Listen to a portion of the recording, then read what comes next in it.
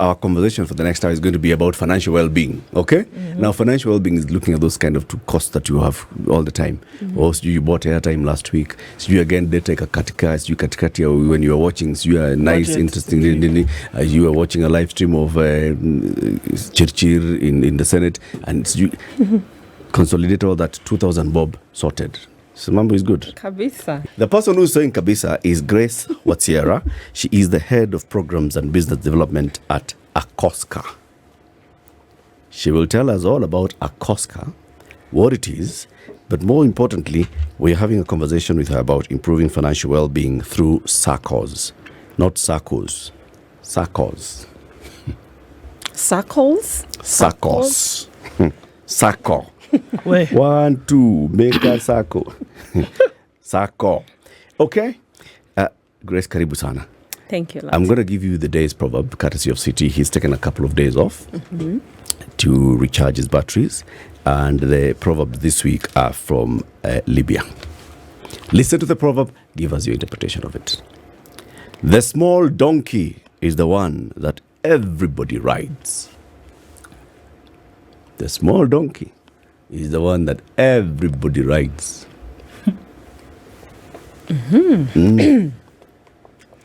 Well, in my perspective, I would say those who are less privileged in society or those who are less endowed somehow get to the wrong side of life all the time. So anyone and anything can speak to them whichever way they want. And so it's important for you to know your status in society and use it well.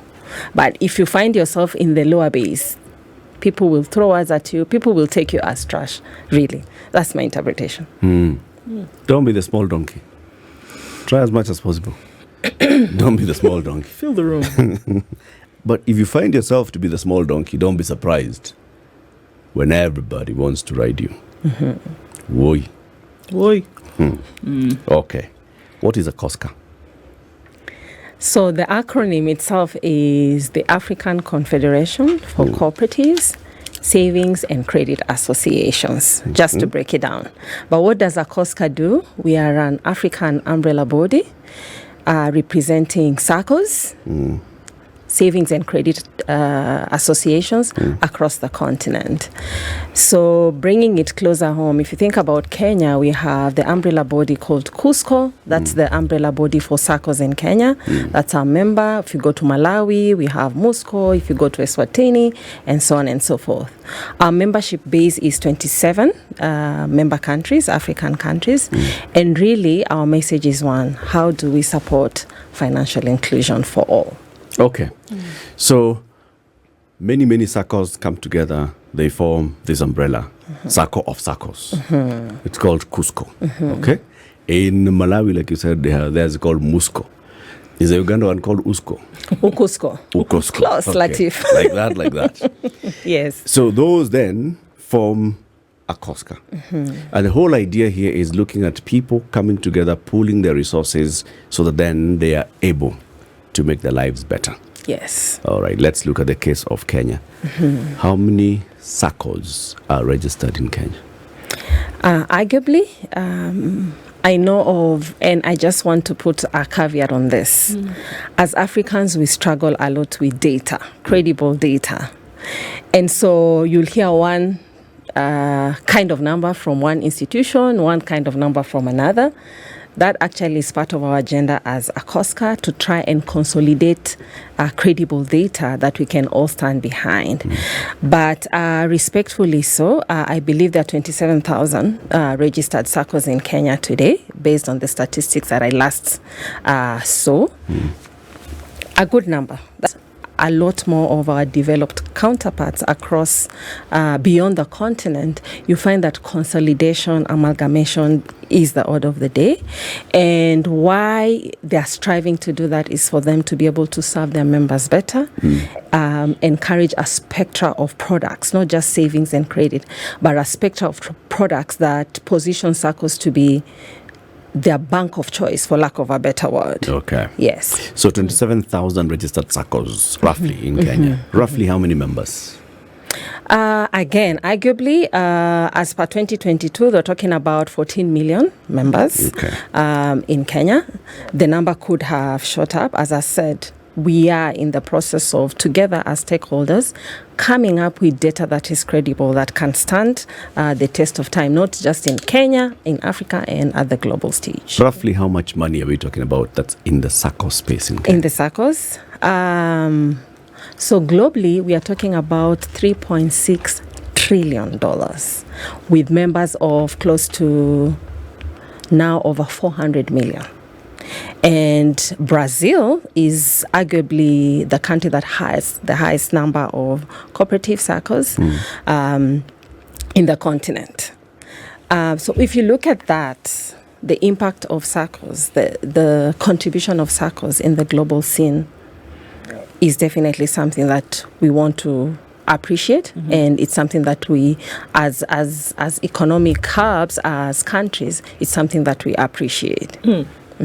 While we may know the benefits of Saccos to individuals and groups and such, maybe we can have you tell us, some of the things that people have been able to do by virtue of them having been part of Saccos before we even get towards this financial literacy and wellness.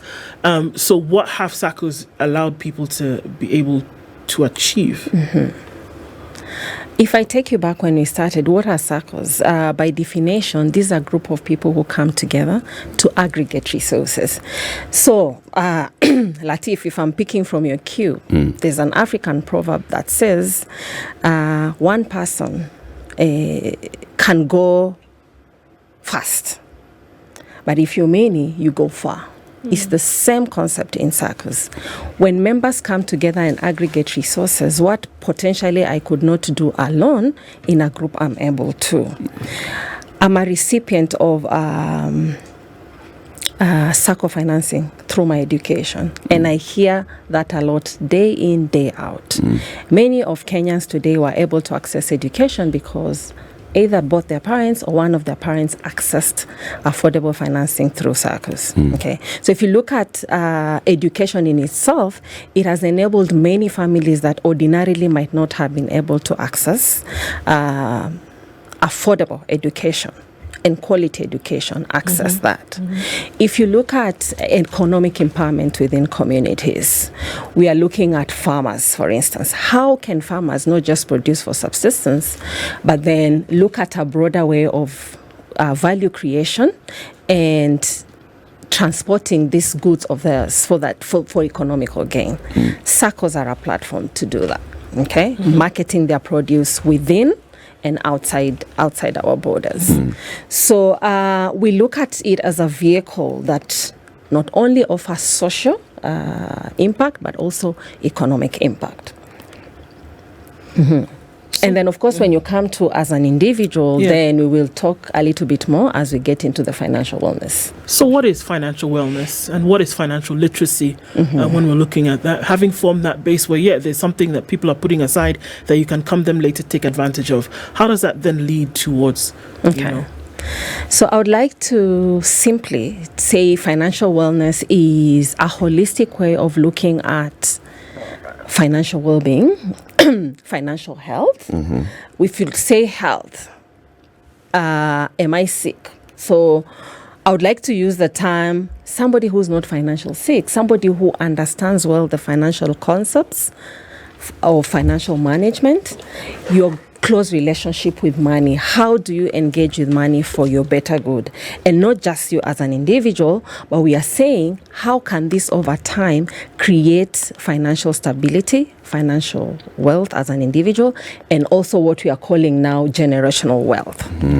Okay, money that stays beyond your lifespan to help those that are coming behind you to start at a leverage point of view. When you look at financial literacy, that's the knowledge. I know the concepts. I know that I'm supposed to budget. I know that I'm supposed to save. But as they say, Latiff, I don't know if You take alcohol, for example. They say, for instance, you don't know. They say that when you go to hospital, say too much alcohol is harmful to your health. Yes. I know, for instance, that if I take a bottle or 2, that is fine. But does that stop me to take 3 or 4 once in a while? That's where we're equating financial literacy and financial wellness. How do you put the skills into behavior, lasting behaviors that you can stand by, which ultimately then create what we call financial wellness? Okay. Just like some of us, personally, I'm very impatient on the road. So I know I'm not supposed to speed. You have the knowledge. I have the knowledge, but do I put it in practice? And do I have the discipline to put it in practice? Yes. Okay. A lot of the times, like what you've just said, it's all about, you were taught from very early on that, saving is a good thing. Kula tano, weka tano. Save for a rainy day, save so that you can help you, as you're working towards mid-term to long-term projects, all those things. What is it that hinders people from actualizing it? What are the main barriers to, let's say, saving? Yeah. So one of the things is just beliefs and attitudes, for instance. What are your beliefs around money? What are your attitudes around money? And some of these things are acquired. It is how money was discussed in your home growing up. It is how your parents viewed money, for instance. Some people, money is a taboo. The more I have it, the more I have a problem, particularly if you're religiously inclined. That the more I have money, I am likely not to see heaven. Others, isn't it? So let me be poor so that You're the beak of the earth. Exactly, yes. That is an attitude. And this attitude can carry along even into your adulthood and how you reflect money. Yeah, others are money is to be spent. It is there and we just spend it. Yeah. Isn't it? And so you spend for the day, you don't know about tomorrow. And when you look at the key pillars of financial wellness, we're talking about saving, we're talking about good planning, we're talking about borrowing, and we're talking about spending. So if your attitude towards saving is that let me spend everything, then you're going against what we would recommend as proper tenets of building financial wellness. Okay. Another key issue I would address here is societal messaging. How does society message, to your point? Is there free money available? There's the attitude, a consumerism attitude, which again, if we dissect the continent, within the continent, there are regions where we see a lot of consumerism. And it's okay. It's okay for you to walk into Woolworths, for instance, in South Africa and shop. It's part of your lifestyle. Once I'm done at 4 and I'm doing a day job, it's okay for me to walk in and pick 2 pairs of shoes and probably take coffee on my way home. That defines your habit. If the message is out there that there's money that is available and it's cheap, and by all means use it now and pay later, it also directs how we interact with money and how financially stable we are. People don't like to talk about money, their money. People talk about, other people's money. You'll talk about money generally. But, sitting down with somebody and they tell you about their own money and how they spend their money, their attitudes towards money, how they think about all those things, planning, saving, budgeting, expenditures. People don't do that. Do you think that also contributes to a lot of what we see? Like you said, starting from home and then even getting out of home. Absolutely. It's culture. And it's not easy to talk. It's not easy to talk about money. Why? Everybody in an organization knows that they are in that organization, for example, and they get paid. Okay? But it's taboo to talk about how much you earn to your colleague. It's taboo to talk about what you do with your money to your colleagues. But it's not taboo to talk about when you need money and you need a harambe to your colleagues. Yes. So it's taboo because money is status. Money is almost sacred in some communities. If I tell you what I earn, I'm exposing myself. Okay? I am carrying around this status to show that, who doesn't want to be associated with, wealth. We all want to. And you carry a certain status. Unfortunately, with that status, then, you don't want to open it up. It's like going to the priest and, confessing your sins. Yeah, money is that sacred. But now not to a priest, but to standing there at the pulpit in front of a whole church. Everybody. Not just the priest alone. Yes. And the fear of me sharing this with my colleague is that maybe that secret of mine will come out. And it's far. Even at home, in a home setup where there's a couple, not many couples want to talk about money. Why? Because behaviors they're fashioned way early. The way I was brought up, for instance, as a wife, and the way I interact with money, and the way my husband was brought up and interact with money might be different. And some of those divergences come in later in life. And you get to understand, maybe this is not the time for me to put money together. This person is taking me to a hole, for example. Okay? And money talks of stability. It talks of, think about when you don't have money. The stress that is involved with it. You're thinking about how you will eat, how you will cover your transport, how you will clothe, how you will take care of all these dependent people around you, including your mom, your aunties, and all those people you can't say no to. And so it puts you in a situation that you're very vulnerable. Yes? So what do? You either make your financial status good or you act up. And part of acting up is where now people don't want to talk about their insecurities. They would rather borrow from their friends, from their colleagues to sustain a lifestyle, but not show that, I'm financially sick, I'm financially ill, and I need some sort of help. How are Saccos helping to fill these gaps? Because what we've talked about are gaps. And then getting towards financial literacy and wellness. I believe there's a role that they're playing, and what is that to make sure that individuals are and groups are then well, as it were. So as Saccos, we are driven by certain principles, just like other financial institutions. But Saccos generally are different because education is one of the key principles that drive us. We say principle number 5 is education and training. It's engraved in the way we operate with our finances. And so each and every member of a Sacco has a right to financial education, has a right to financial well-being, talks and discussions that help them through the journey. In Africa, we actually introduced what we call a financial coaching program. I'm a certified financial coach myself, where coaching is very different from financial literacy, from financial education that we know. Coaching is changing behavior.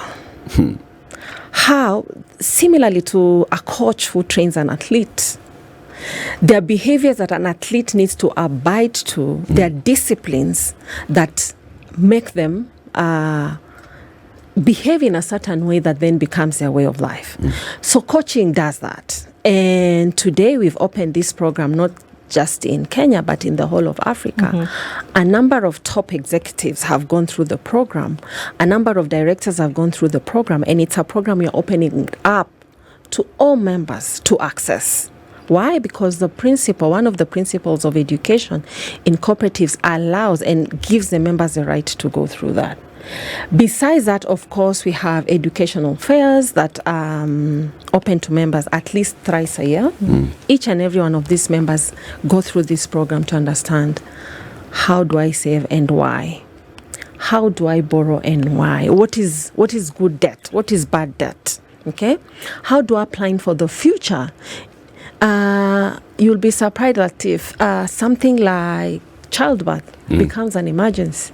In our coaching class, childbirth is not an emergency. Okay? It's something that was foreseen. How do you plan for childbirth? How do you plan for retirement, which increasingly is becoming a topical issue today? Yes. Grace Watsiera is Head of Programs and Business Development at ACCOSCA. She is a certified financial coach. And now we are going into a coaching session. So when you meet greenhorns, a cohort of greenhorns like Ndu and I here, and they've come into your session, what's the first thing that you do as a coach? The first thing I'll ask you, just like a doctor asks, is why are you here? Yes. I'm here to learn about money. I want to be financially I want to be literate. rich.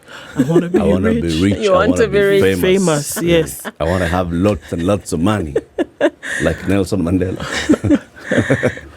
Well, I will not make you rich, but I will give you the secrets. Okay. Yeah. The rituals to getting to your financial goals. Okay.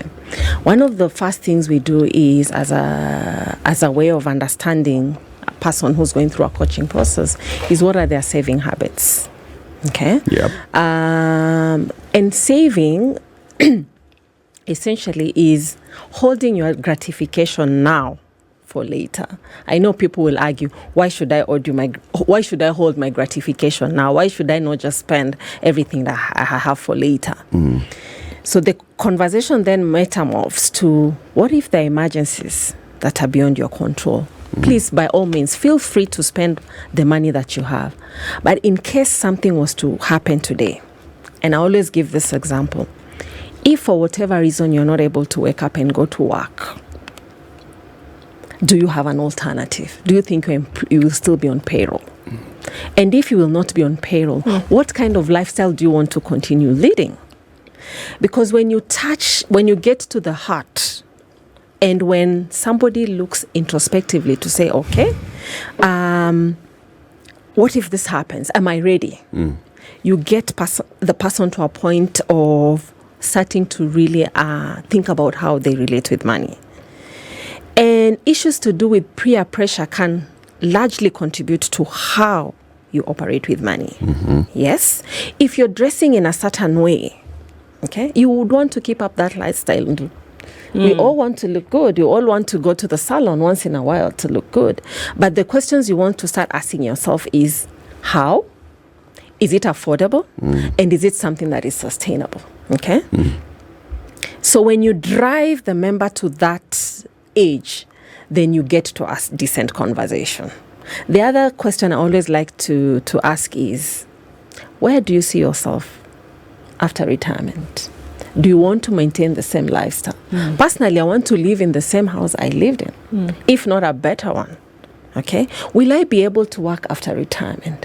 So if you start asking yourself those questions, and by the way, I have a dear friend who is 72 years old. We coached together. We were in Colombia recently going through a similar coaching session. And she says, I was not born like this. She's 72 years old. I was not born like this. So lest you forget, don't think that you'll be young forever, isn't it? You won't be the way you are. You won't be the way you are. Yeah. And your capability to do some things diminish by the very nature that our bodies degenerate over time. What lifestyle would you want to have? Imagine me standing in a classroom teaching with a 72-year-old. She goes through a 5-day coaching class, very fit. So she's put health first, but she also saved significantly to get to a point where she can travel the world, she can give out her knowledge, and still say that she's financially safe. Today, she says, at the age of whatever finances are put in place can take me comfortably up to the age of 90. Yes? And as much as finances are a taboo, we need to start planning. When do you think you will die? And when do you think you will move from? When do I think I will die? Yes, those are questions we ask ourselves. Or how long do you want to live? I know it's beyond. That's a better question. Yes, it's how long do you want to live? And if you think you want to live this long, what is the quality of life you want to have beyond your working lifestyle? When Grace, you have those conversations, yes, Latiff. those things, we have heard about them. Those things that you've said. People have heard those things said to them individually, in groups, through the media, for many years. What is the one thing that differentiates those that hear and then change, and those that hear and they're like, I'd like to change? Or maybe someone like, hizi stories za pesa wachana sisi. What's the differentiator? What would make you move these two people from telling you, yeah, but those things we are saying, we've heard them before. When would you like to retire? Yeah, I've heard those stories before. Or how different is this one from the other? From the other ones. Well, I can tell my own personal story then, because all my career, my working life, I've worked in the banking industry. Yes, and in banking, there's money. There's a lot of money. Unfortunately, Not yours. Yes, you get to know later, much later in life, that this money is actually not mine. But because you're within the space, you spend money like it's available. Okay. Fast forward, as I was growing through my career, I got a bit discontented. I felt like there's something more I need to be doing. Yes, but even as you grow, and I've worked in various commercial banks here in Kenya. Even as you grow, unfortunately, my borrowing behavior was in tandem. Every time I got an increase, it was an opportunity for me to borrow and to drive the best car, isn't it? And to live in the best home, which was a mortgage for a very long time. I would say I'm lucky because fast forward, I got to interact with people who are much older than me, who have lived longer, and for lack of a better word, Latiff, the aha moment sometimes comes a bit later in life. And that's what we tell people in coaching. Please listen to us early, because if the aha moment comes later in life, you have very little room to maneuver. I was lucky to meet people who've gone way ahead in life. And their quality of life now, at 60, 70, somebody's quality of life is not something I envision.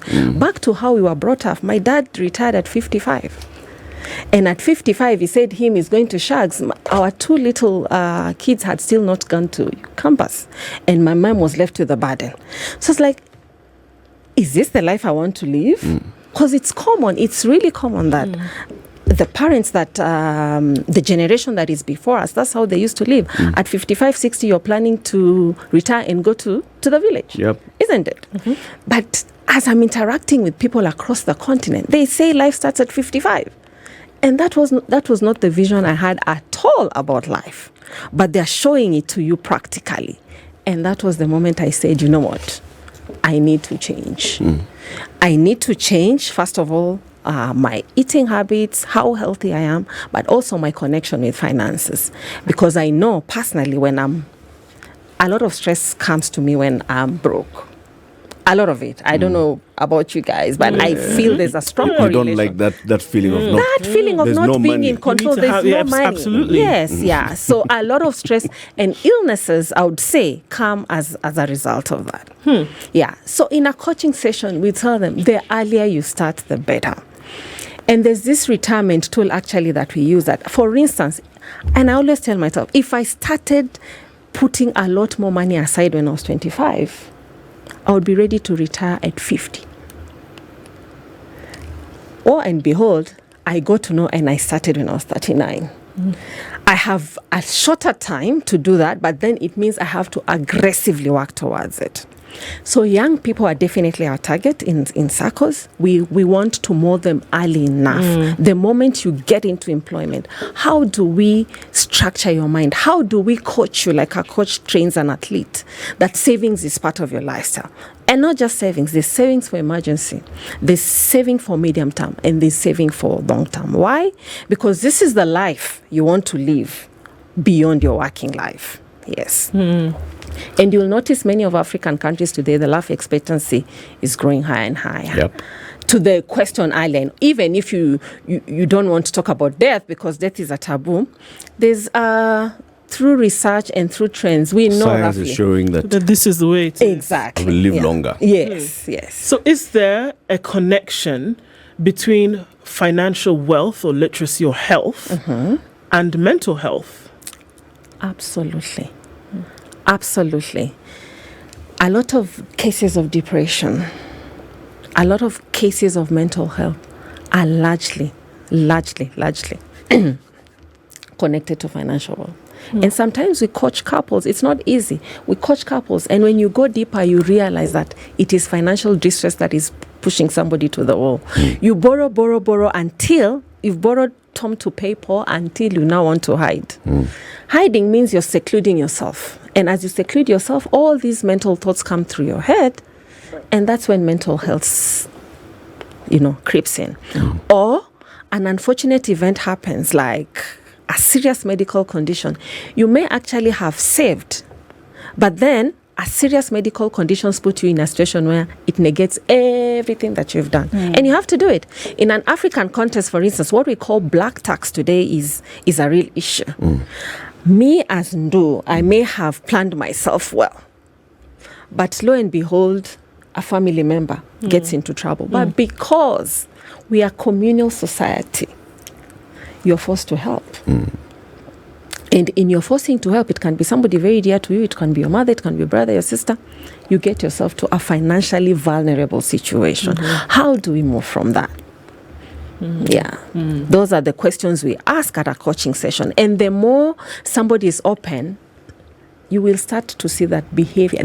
There's first of all the willingness, and over time behavior starts to change. I cut all my credit cards. Because I had 3, 4, and it was okay. It was available. It was okay. It was affordable, particularly for a banker. The rates are much different from anyone walking across the street.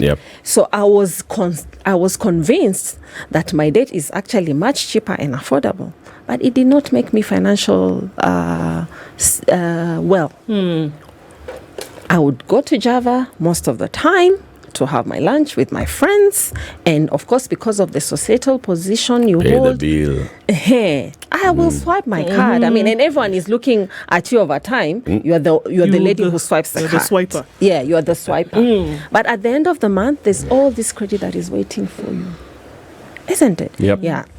So the faster you learn, first of all, it's okay to change friends, because it led me to start thinking about, okay, do I want to keep some of these friends? Do I want to change my lifestyle?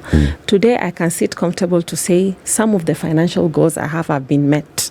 It's a long way, but if my mom just makes a call and says, oh, I'm in this, I don't start thinking of borrowing to sort of my You're mom. able to. Yes, you have what you call an emergency fund kit that you can pull quickly without interfering with all the other aspects of your life.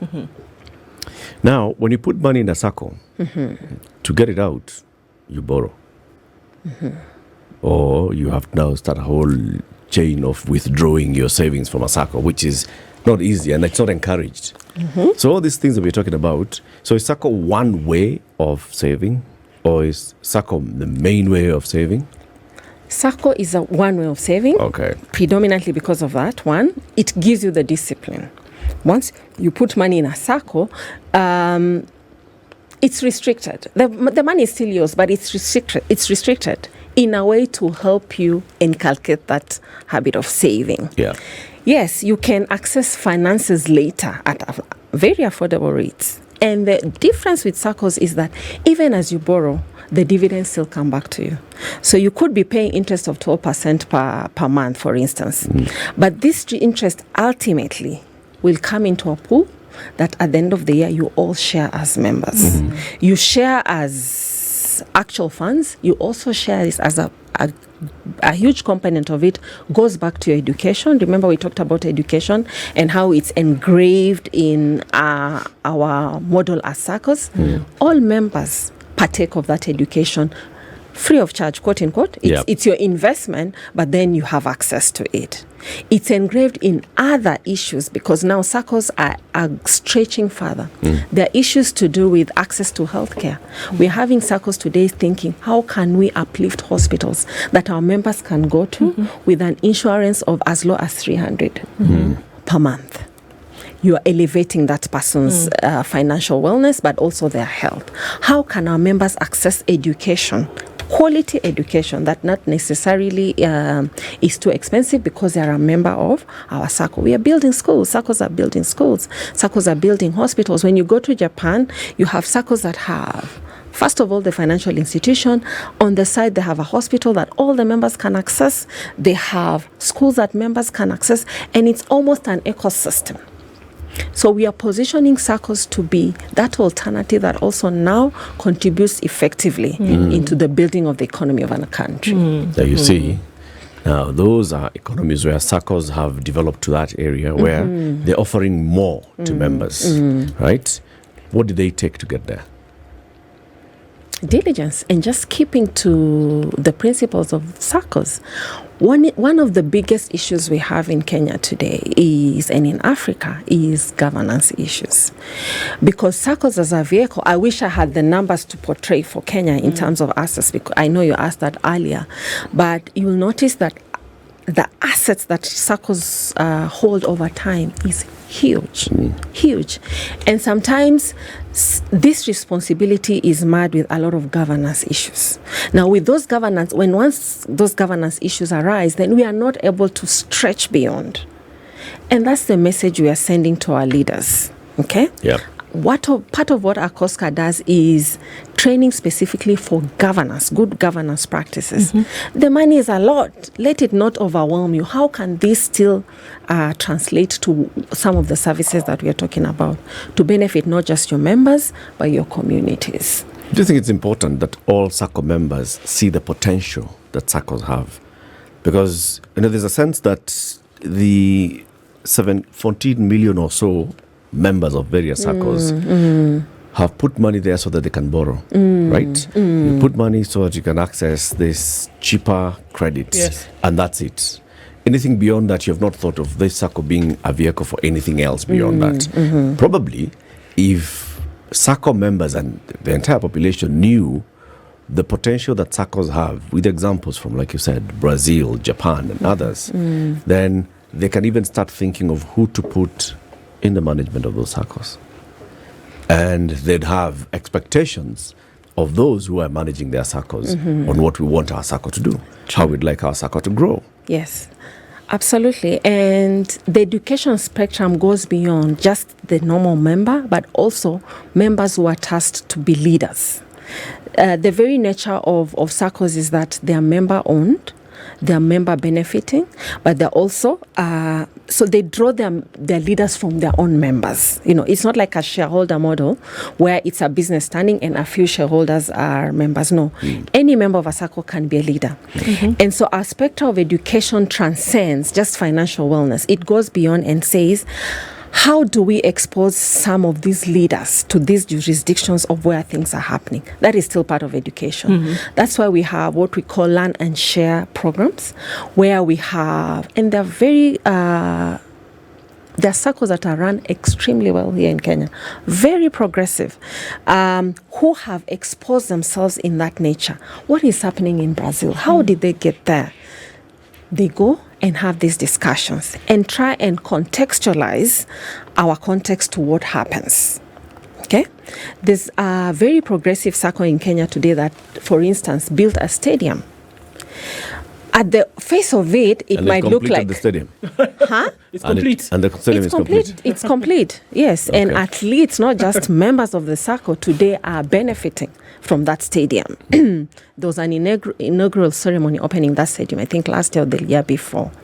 That is part of, and there are many schools also that have been built from scratch through SACCOs. So some SACCOs are getting it.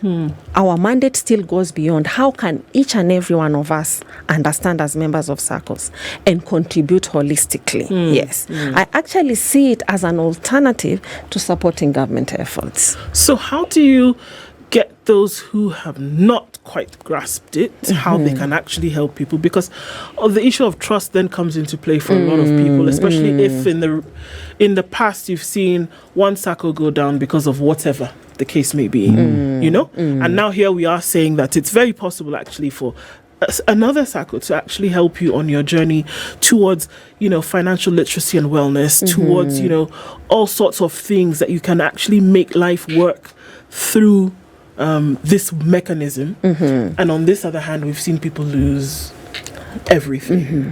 How do you get people in line? Okay, so that's why we have major conferences, what we call annual conferences, where we bring all these leaders together.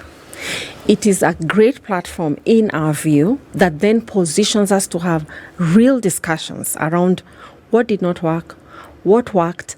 I'm a true example of what is working. Please, I open my doors for you to come and see.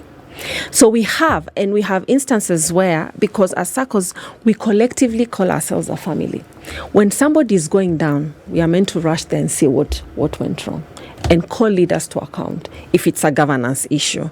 If it's a physical or if it's financially related, we have mechanisms of supporting them to build them up to a place where they can fully support their members. But to your point, there's an annual conference. I would just want to use an example of the annual conference that is happening next month here in Kenya. It's a global conference that draws together over 2,000 members across the world. We are privileged that Kenya particularly is ranked top in Africa in terms of the cooperative impact, in terms of its membership in total. And so it's an example in Africa. Today, we are also creating a lot of interest outside Africa. We will have members from the US, for instance, from Canada, from Macedonia, from Ireland, coming and conglomerating together to say what is happening, what is working and what is not. That is a good forum, I would say, for leaders to just ventilate, to say, okay, if it is working in your space, why is it not working in our space? And if it's governance issues, why don't we call them out? Okay, and how can people clean house, restructure, and make sure that member funds are safe? It's one of many conferences that we hold. This particular one I'm calling out because we as Kenyans will be hosts. I'm actually honored and privileged that it is brought to Kenya today. It's a testament to what Kenyan Saccos are doing. We may not be, as Kenyans, we may not be appreciative of what the Saccos here are doing, but I can say they are doing a lot, to the extent that a lot more people want to come up from outside the country to learn what we are doing. Again, the same thing is that people are coming to benchmark with us, and then they go and improve themselves, and we are still there, isn't it? What bewitched us? Surely. Well, I can say there are pockets of good things and pockets of bad things. We are not transporting all good and we are not transporting all bad. We are also sponges in our own space. I can say that the good things we are seeing were generically built, but we also learned a lot from other countries. Yes. And as I think those dilemma is, okay, so why is it that some people are getting it right and some are not? Yep. We don't stop preaching the gospel. Yes? Even in church, today you'll find one person born again, tomorrow 10, 15, like that. So we don't stop preaching. I think good over time overtakes evil if good is saturated in our messaging. Okay. So, as we move forward and then you ask, folks are saying, okay, so how can I actually take that first step? And there's also the issues of people saying, okay, we say plan for later, put something aside so that you can be part of it. And there's some people who are saying today, well, I have nothing. I have nothing. I have absolutely nothing. Actually, where am I starting from if I have nothing? It's interesting. That's the first thing people tell you when they come to a coaching session. But I don't have anything to say. Is it true? We will look at how you spend your money. We will look at how you spend and you'll be surprised, because it is what you hold dear that your money follows. What you hold dear is where your money follows. So it is those, and maybe what you hold dear is not priority in life. So when you start breaking down that conversation, somebody will have $1 to save. Yes, and even if you don't, there are people who are predominantly farmers, and they say, you know what, I'll just exchange. I'll exchange goods and that's it. In very remote countries, we say, okay, there could still be a possibility that your child can go to school with that bag of maize or with that bag of beans. There's always a way out. But to say that I have nothing to save, first of all, that's the first behavior we change. And we've been successful. We've been successful in those conversations. It's just, where is this money going? Is it important? On a scale of 1 to 10, how willing are you to let go of this? To let go of this, yes. So you walk the personal journey. Yeah. And that's a painful bit, right? It is painful, but letting go is not an easy thing. It is not easy, but what you stand to lose is more. So somehow, we get away with it. I remember I am hypertensive myself. And when I first was diagnosed with hypertension, I was told, okay, don't do this. I said, So now what is exactly left for you what to is what is left? But the more it's pinching you, the more you realize, okay, maybe I can make some adjustments. Similar to coaching. How are world records broken by athletes? First of all, it couldn't be done. And then the coach stretches you and you've done it. And then all of a sudden you're breaking your You're able to do own it.